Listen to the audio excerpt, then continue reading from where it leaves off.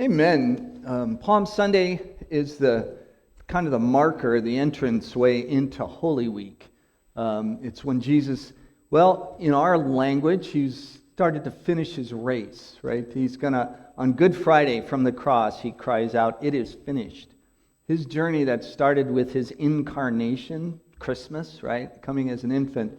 And he spent those 33 or so years running a race that God had marked out before him to bring the world back to himself, to reconcile a broken, bruised, and sinful world to a good God.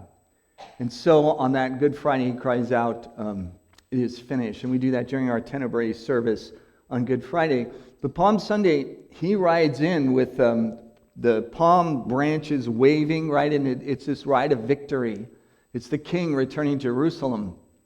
The people expected it to be one thing, and it turned out to be another, as later on the week they would have him arrested and tortured and finally killed, and then on the third day rise again. And so we tell this same story every year at this time. Just like Christmas, when you go to see a Christmas pageant, what are you going to see? You're going to be some little kid with a towel head as the shepherd, right? And you're going to see it's the same story all the time. And the same thing here, we mark the story in days. And the question is, what is it that we learn from the story? How do we see him? And then how does that have to do with our story? Because our life has a story too, and sometimes we live disconnected stories. Our story's over here, God's story's over here. And do they ever intersect? And so I want to talk about that and think about that a little bit. Your life as a story, as God is writing it. The psalmist says in Psalm 139, "Every day ordained for me was written in your book before one of them came to be." Your life story already written in God's book. Isn't that interesting? We tend to, the world, right? We grew up in the world, and the world tells you it didn't begin till you showed up, right? So ta-da, you show up and now life begins. And there's history and that kind of stuff. But everything kind of revolves around you. And then you set your story. You live your story. You dictate your story. The Bible tells us something different. The Bible tells us that you were knit together in your mother's womb by God. And in that knitting together was this lifetime, was this purpose, was this meaning. And when we live a story over here apart from God, it's less than half a story. It's a disconnected story. And so I want to talk about that a little bit. The author of the Hebrews writes to us this epistle. He writes originally to the Hebrew people, but then on to us, about what it means to run our race with perseverance, fixing our eyes on Jesus, and how that all makes sense. And so basically every great story has 5 movements. The first movement is a normal person in a normal world just doing normal stuff. Who is that in our story?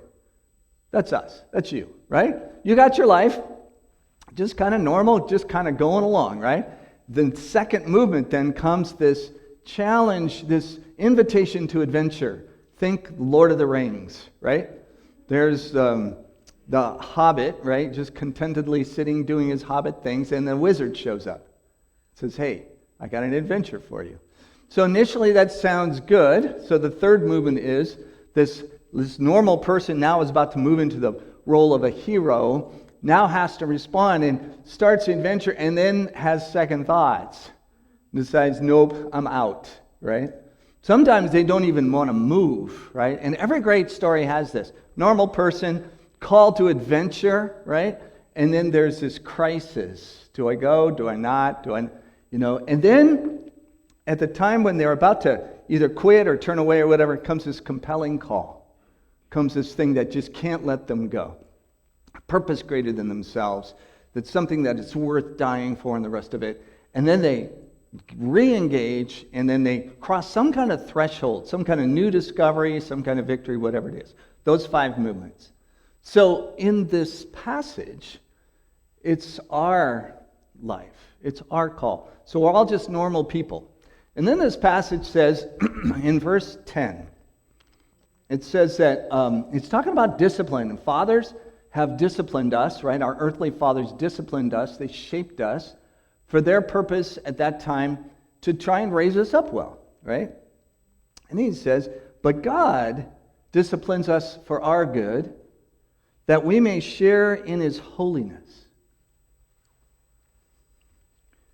So that's the call to adventure, is sharing in God's holiness. Now, most of us, if I said, hey, you want to share in God's holiness? You want to sign up for that? What would you say?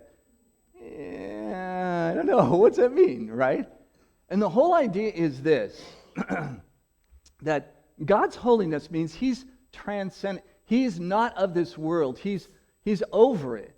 He's something different. So when it says, I am holy, means I'm not stained by sin and brokenness and all the pain and suffering, but that God is pure. God is majesty, right? And so here's the thing. God's holiness will not come down. God's holiness stays up. It stays high. It's a call up, not a bringing down. So God would never stoop in sin. God cannot do that. Because holiness is about purity. It's about an otherness, right? And so he says, I want you to share in my holiness, means I want to bring you up out of the muck, out of the guilt and the shame and the suffering and the struggle and all the way that we live on earth. I want you to share in that, right? So there's the call to adventure. And here's the thing. If you're baptized, right, if you have faith in Christ, if you're a child of God, he robed you with a holy robe. You're already covered in holiness, right? And so the thing is, sometimes we don't look like it and we don't live like it. And there's the challenge, right? Because if we're called to holiness and we're robed in that as an identity, well, how's your race going? How's it look? Because sometimes we seem pretty separated, right? God's story over here, my story over here. Sometimes they intersect in the middle. And what the author here is telling us is, no, there's a greater connection over that. And so now we go from, all right, could be a cool adventure, right, to, I'm not so sure, because this is what it says. It is for discipline that you have to endure. It is for discipline that you have to endure. So enduring is like hanging on. It's showing up for the race. It's taking the next step, right? So in life, we endure. We keep showing up for discipline. I don't know about you guys. I was raised with a father who was a lieutenant colonel in the Army. So that meant you had to make your bed so a quarter would bounce on it, right? Everything was this, man. There was chores. It was discipline. And he told me that I'm raising you up to get you out. In his mind, it was about, I want to make you successful. And so the pain now is for your gain later, right? And I learned that about discipline. And so what this is saying is that God is calling us, he's calling you as a child, I'm going to discipline you. I'm going to bring hardship into your life. I'm going to bring adversity into your life. It's part of shaping. And now we're kind of like, let's talk about this a little bit. And he goes on. He says, for what son is there whom the Father does not discipline? If you are left without discipline, in which all have participated, then you're illegitimate children and not sons. So the fact that God disciplines his children is an affirmation of identity. But he said, I'm not going to leave you alone. I will take you however you come, but I'm not leaving you there. See? And so like we talk about coming to Christ or, coming to believe. Jesus takes us whatever kind of wreck we are, but he does not leave us. He invites us, he challenges us, and he disciplines us. And, besides this, we have had earthly fathers who disciplined us and we respected them. Shall we not much more be subject to the Father of spirits and live? So we got the Father of bodies, which is our Father, and then the Father of spirits is God. And so this is the hard part. This is the challenge when the hero hears something he doesn't want to hear, and it's this. Be subject to him. Do you know what that means? You have to submit. You have to bring yourself under his law, his rule, his way. So it's no longer my way. So like a lot of times we think, here's my life story, and I'll bring Jesus into it in parts that make my story better. And God says, no, I'm going to erase that. I'm going to rewrite your story. To be subject to God means that His word, His law stands. You know, we live in a culture that sets its own rules and laws and says you can too.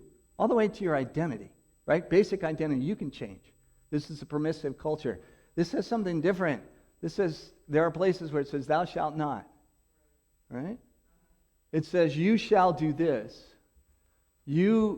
God's will and God's way is over all.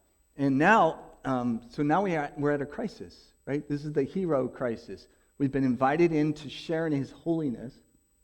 And that, I'm going to give you a simple definition of sharing in His holiness. It looks like something like this. When you get to the end of your life, God says, well done, good and faithful servant. You walked with me. You trusted in me. Enter into your master's happiness. It's to share in His holiness means I'm humming alongside of Him and working my life in the way He designed and He intended, which is best for me. That's the idea is He calls me out of the world, not to leave the planet, but to not take the same basic thinking and the ways and the will of the world, but to follow Christ. So when Jesus says, if you're going to follow me, you have to deny yourself. That's what He's talking about. Is that everything I would have for me, all my selfish stuff, I got to release. And instead, I have to follow His ways and will and that. And there's sometimes when that leads to a place, well, I don't know, you have this conversation with yourself.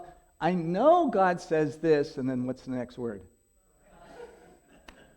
You've been there, just like me. But, and what's that but say? What the but says is, but I think something else, right? I don't want to, or I can't, or we fill in the blank. So God's holy word says, and we know His will, right? I shouldn't really say this, but it feels so good to gossip, right? I shouldn't really eat this, or I shouldn't really, right?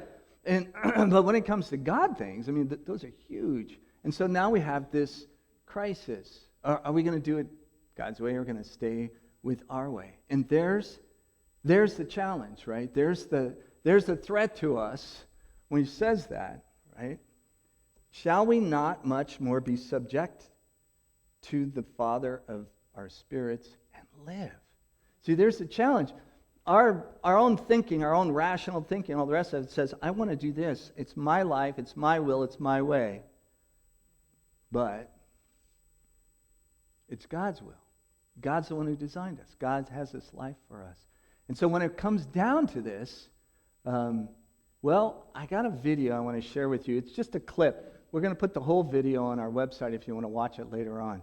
But it has to do with this whole idea of discipline, of what God does into our lives. Go ahead and show that. All I'm saying is most of my children, when it comes to this process, they just want to talk, but they don't want to do the work. So do you want to talk, or can I chisel? Talk, chisel? No. I choose to chisel. All right. Through my Holy Spirit, I'm going to bring up things in your life that I want you to work on. Like your anger. I created the emotion, but you use it in the wrong way. You compare yourself to others instead of me. You tell little white lies because you want to people please. You're lazy, but you try to fool everybody by looking really, really busy. You have a problem with lust? Well, time out. I don't really have a problem with lust. You don't have a problem with lust? No, I can do it anytime I want. Hang on a second. I mean, I got to admit, I feel like you've been doing some great work, and I'm looking pretty good right now. All right, when you look in the mirror, who do you see?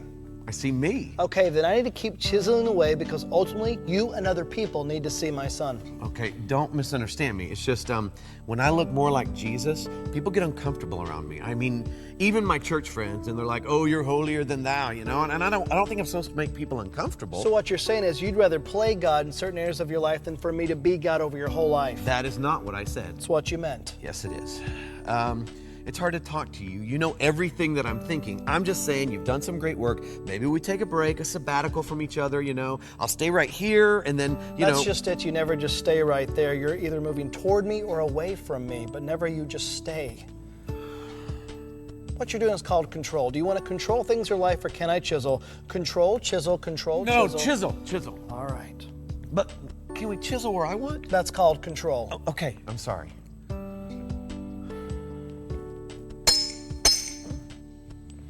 Now this right here, this secret sin that you keep running to whenever you're hurting, angry, lonely, tired, that you think you're fooling everybody, but it's making you a whitewashed tomb. Are you ready for me to chisel this out of your life? Yeah. You see, it's a process. It's not a sprint, it's a marathon. It's your whole life. And you care so deeply about what other people think of you. It's rubbish. It's garbage. The greatest thing you're ever going to hear is at the end of your life when you hear me say, "Well done, good and faithful servant." That's what you keep your eye on. That's the prize, heavenward.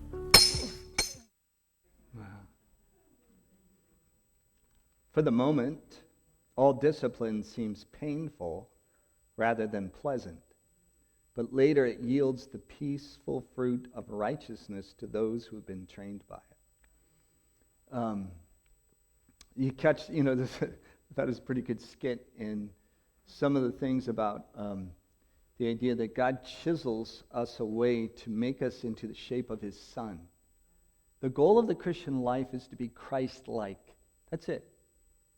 Christ-likeness. It's not comfortable according to the American dream. It's not the fulfillment of what all I can be and all the rest of that. It's to be shaped in the image of Christ. That's what it means to be a Christian. So that when people look at Christ, when the people look at his church, they see Christ. Again, how's your race going? When people look at you, what do they see?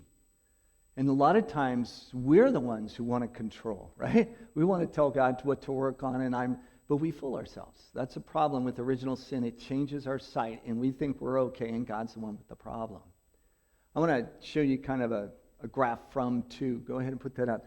So most of us, don't raise your hand if you're a control freak, but are you on there?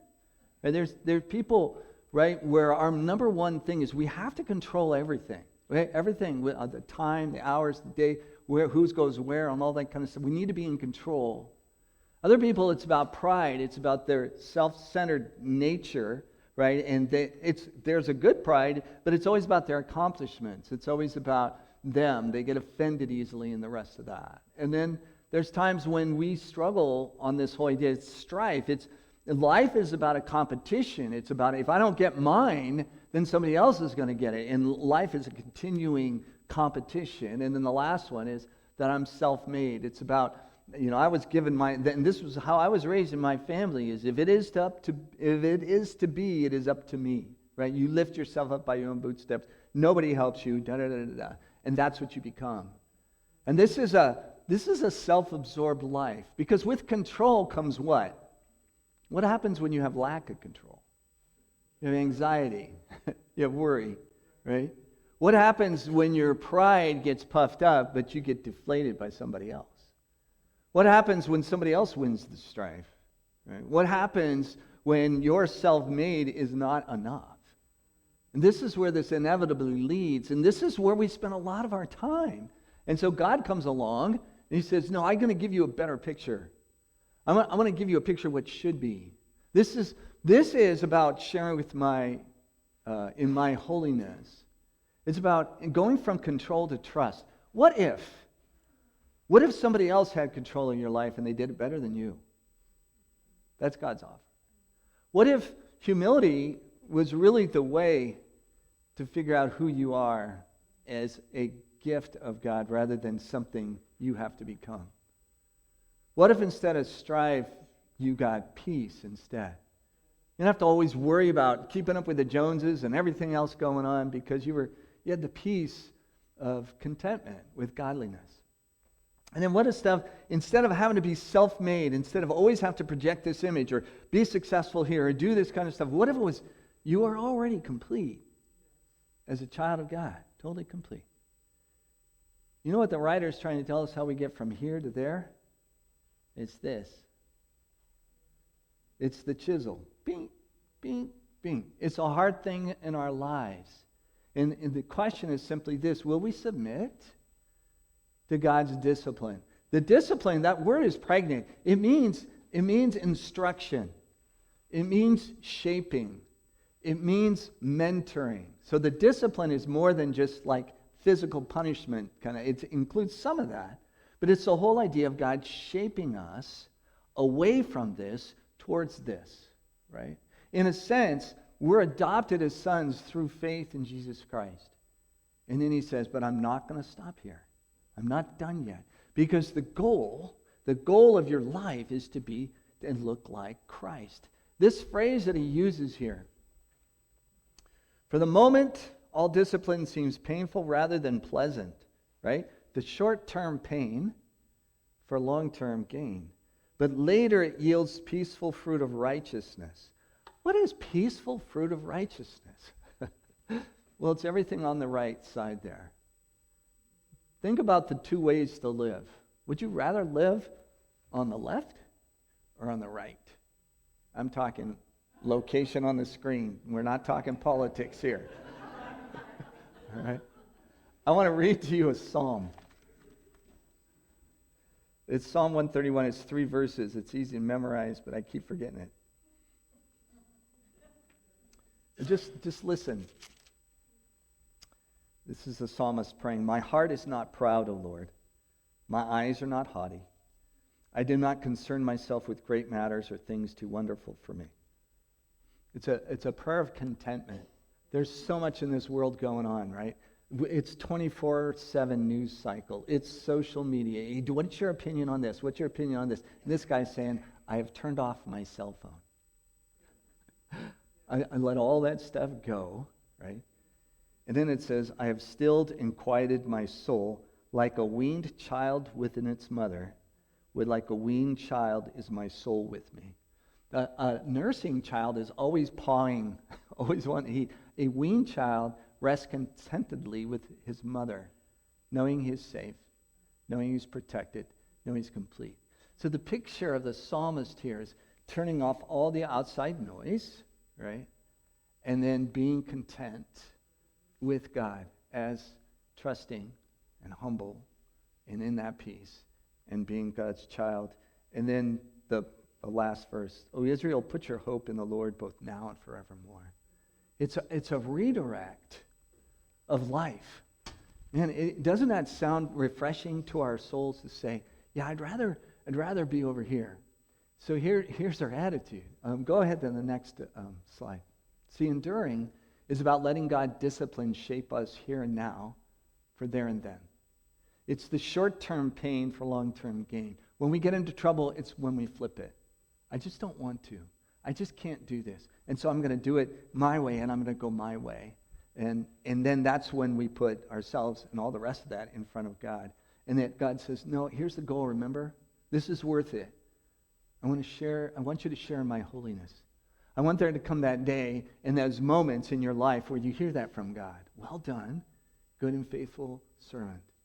You are with me here now, and you will be with me forever. See, that's what gets us back on the road. I was doing a Bible study with some senior saints not too long ago, and I said, what causes, because the last thing says, strengthen your drooping hands and your weak knees. And I said, what causes drooping hands and weak knees thinking, theological stuff? And this lady said, everything. I said, okay, Gladys. That's not a real name. Let's get here. What causes drooping hands and weak knees? Isn't it when we go on our own and we do our own thing and it's never enough? It's never enough. It's never enough. And then when we finally give that up and we submit to God, right, and we say, okay, Lord, do it your way, that's when we get our strength, knowing that God is with us, that he promises that what he began, he will end. So I want to conclude with this verse. Here's another one to memorize. I'm sure of this, that he who began a good work in you will bring it to completion the day of our Lord Jesus Christ. So our encouragement, stay on the road, right? Keep running. Those hard times are coming. They are not a sign of God's absence or God's rejection. In your tough times, it's a sign that God is treating you as sons, as his children. He's shaping you into the way of Christ. And there is going to come a day when you'll get it. There is going to come a day when you look on the other side of that thing and you'll experience the fruit of righteousness and peace.